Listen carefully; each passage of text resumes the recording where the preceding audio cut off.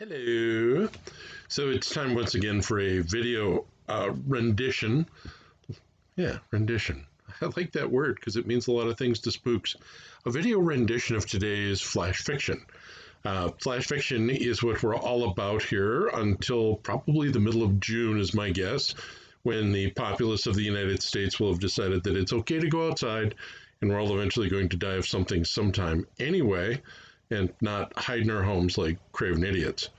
Because I've had enough fun and things are breaking loose.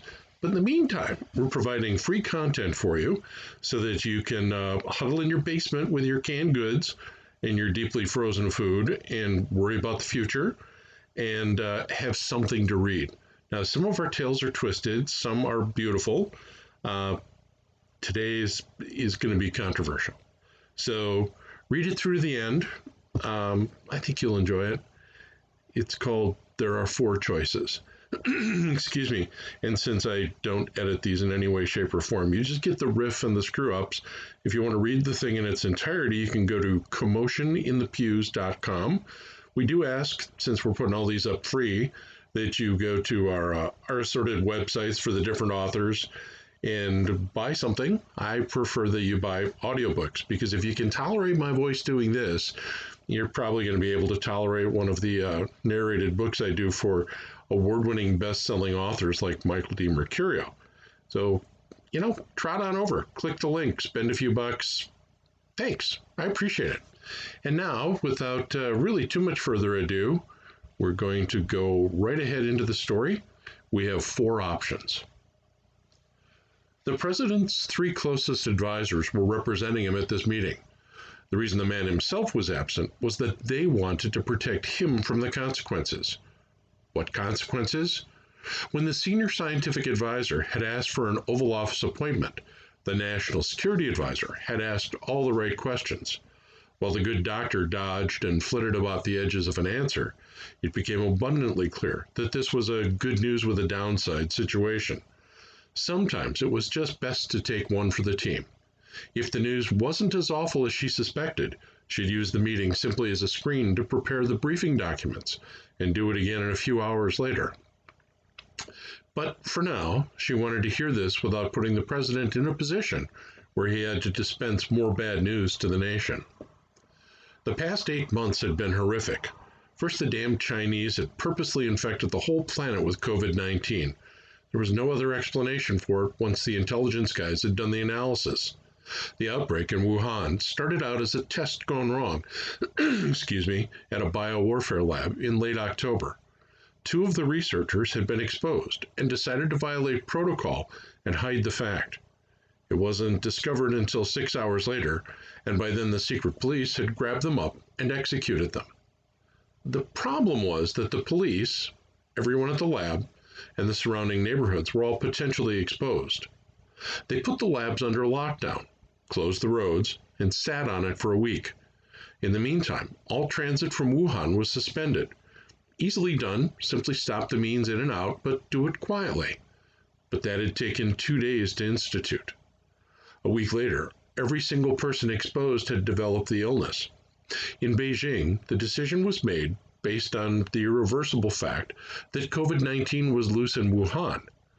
Shut down the city, track everyone who had left, and make them go away. Permanently. Phase 2 was to buy up every single piece of protective equipment on the planet. Orders went out across the globe, and within a month, the Chinese Communist Party had obtained every mask and gown that could be located, along with every ventilator that wasn't bolted down. Wuhan, in the meantime, was starting to light up with the virus. The Communist Party of China decided that if their economy was liable to suffer, everyone should suffer. They loaded up everyone who could travel and shipped them around the world. Seattle, Milan, Paris, London, New York, Sao Paulo. If the nation was a potential economic rival in any one of 6 key industries, they got sent a couple of dozen plane loads of people who were still asymptomatic, but who undoubtedly would carry the virus in large numbers. China was not going to suffer this alone, and if they could turn a profit on selling the PPE, personal protective equipment, back to the victims, so much the better. The Western world suffered mightily. Foolish plans to quarantine everyone were sold by the WHO, World Health Organization, after some not-so-subtle pressure and money from the Chinese government. This resulted in a depression level of unemployment and business failings. The summer wasn't bad. People started to come back and build lives again. Unemployment dropped to horrible but manageable levels, and people started to resume life as it was before. Late September was cold and rainy across the northern hemisphere. Colds and influenza showed up early in a populace that had spent too much time inside and had built little immunity over the time. Now the second round of COVID-19 was flashing across the globe, and it was easily twice as bad as the first round. People were starting to starve, crime was rampant, and the hospitals were scenes out of a horror movie. The urgent call from the head of the task force was hopefully the breakthrough they'd been seeking. 7 people sat around the conference table in the executive office building. Meetings were often held here because of multiple covert access points that shielded identities and managed to forego the hubbub that came with people arriving at the White House itself. The doctor opened the meeting. It's not too much to say that we're on the brink of collapse as a republic. The whole of the Western world is ready to implode, and only the Chinese government has managed to keep this from overwhelming them. They clearly developed a vaccine before this got loose, and in the ensuing months they have vaccinated their people. A murmur of disgust went round the table. The National Security Advisor spoke next. Doctor, we know all of that, but what do you have that made you call this meeting? I don't need a recap on the nightmare. I bring a solution. It's that simple. We have made progress over the last month, and it comes simply down to 4 questions. Each choice is a go, no-go for the president. Each choice offers us a way out of this with a hope for the future. Barring a selection in the immediate future of one of these options, we're done as a civilization. The NSA stared at the table for a moment before lifting her eyes and saying, "Go ahead, doctor, but spit it out because it's clearly unpalatable." "It is, ma'am. The first choice is to surrender our sovereignty to the Chinese and beg them for the vaccine. We'll save lives. They have therapies as well, so we can treat most of the sick and keep the death toll under 25 million. No, never. Next idea?" He hesitated for a moment. Choice number 2 is to triage with extreme severity. We deny medical care for anyone over the age of 50, anyone with a chronic medical condition, anyone under the age of 6, and anyone with a history of mental health issues. These groups are the ones with the highest death rates from the disease, and the ones most in need of care that could be given to others. If we do this and let the disease burn through the populace, we will come out on the other side with approximately 40 million deaths, but a nation of people who are immune to the disease. This leaves the most productive members of society left to take care of themselves. It is brutal, but it allows us to snap back quickly once the dead are buried. The horror of that solution was beyond the pale as well. The president would never accept it. He didn't want to be known as the modern-day Kodos of Tarsus IV.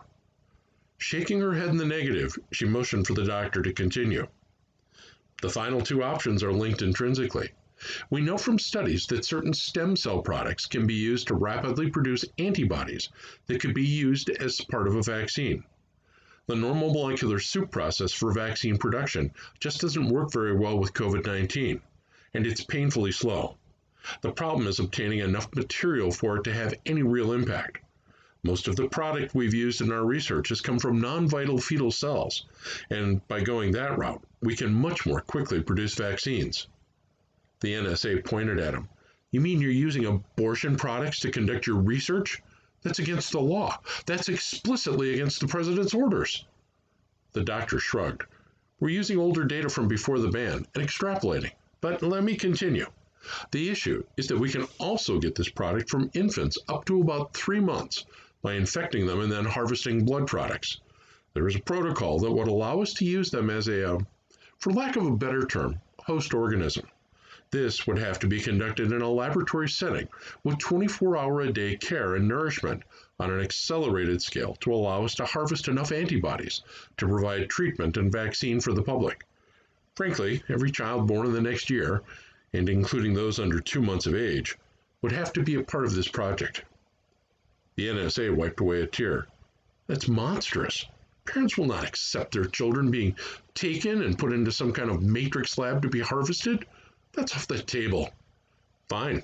That leads us to the final solution. There are an annual 350,000 abortions in the United States each year. Our research tells us that the number would be much higher right now due to the pandemic if we allowed abortions in the third trimester without restriction. The annual birth rate is 3.7 million per year. All we're asking for is an additional 2 million abortions, most in the second and third trimester, because the fetus is so large it would provide the material needed more quickly. Horrified silence sank over the table. It's not that bad. We're talking about 50% of the children surviving and emerging into a world where the disease is defeated. I think that's a reasonable request. They are not yet people under most state laws. We would provide a very substantial financial incentive for the mothers to abort, and we would save our society. It's simply giving people what they want or should want, and everyone else benefiting. It is the ideal solution to our situation. You've ruled out all the rest. I'm simply saying that a completely legal procedure we do almost 500,000 times each year be increased for just a few months until we can harvest enough stem cells to cure everyone past birth. The National Security Advisor got up from her chair, dried her tears, and said, "I can pick for you. None of the above. I speak for the President on this without a doubt. We will not go down in history as the biggest monsters in the 21st century. I will schedule an appointment with the President for 1500 today, and you can present your case. But don't plan on coming back to work ever again. As a matter of fact, Doctor, you can sit right here, and I'll go meet with the President now. I'll call for you when he's ready to meet." She turned and walked out the door. The doctor shouted at her back, "Don't you want to know how the trials went?" 7 seconds later, she came back into the room. "Explain that last statement." The doctor smirked. "We knew he'd be too gutless to take the right actions. The man's a Luddite. He doesn't believe in science, nor does he have any common sense. Look at all the times he rejected my advice. So a month ago, before the second wave even hit, we conducted a trial in Cleveland." The NSA sat back in her chair. He continued, "It wasn't huge, but we conducted a study on women in their last trimester. By offering them an incentive from CDC funding, we encouraged a 75% participation rate in the study. It wasn't hard. We just leaned on them a bit, stoked their fears. Leaving MSNBC on in the waiting room was a big help. Now, we know in the event of this going large scale, we'd need close to 100%, but we can determine the selectees of that process easily enough. Select unwed mothers first. They have the largest chance of failing with a child. Next, any children with congenital defects. Finally, we'd fill out the numbers with a random lottery for the remaining slots. The first two groups would simply be denied further care if they didn't participate. The last group would be encouraged. It will work. We'd definitely give them a better chance if it was their only child, but families with 2 or more children would have no choice." He paused to assess the room. "Oh, don't look so shocked. The Chinese did it for decades, and nobody but religious zealots said a word. It helped the Chinese advance their industrial base and get them to where they are now. Some of these inferior outcomes that hinder our society will be eliminated, leaving only viable ones with support mechanisms." "You mean children with parents that have money and a future, don't you?" The doctor nodded, enthusiastic now that she was seeing the light. "Precisely. We are just speeding up nature's selection process. Nothing more. Many of those culled for the vaccine would fail, fill our jails, and burden our schools with special needs for the next 50 years. We're not out much." The NSA got up to leave. Before she did, the doctor, in a low voice, said, "I'm immune." The test group was without a major incident. I took part in the first batch of inoculations, as did all of my staff and their families. We then were all exposed to the virus. Not a single person got ill. It works, and nothing succeeds like success. So before you go to the President and poison my work, think about the backlash from the press when we tell them that he turned down a cure, because that's what it is. The cost is minor, and the needs of the many, always, outweigh the needs of the few. Oh, I'll let you tell him. Because when he's done kicking your behind in public, it's just a matter of time until you eventually die and get to explain it to St. Peter. Somehow, I don't think either audience is going to be pleased that you used human sacrifice to try and end an epidemic. One more thing, Doctor. If I were you, I'd look up Luke 17:2, and then have a tailor fit you for when the time comes. Well, I hope you enjoyed it. I hope you come back. I hope you go buy an audiobook.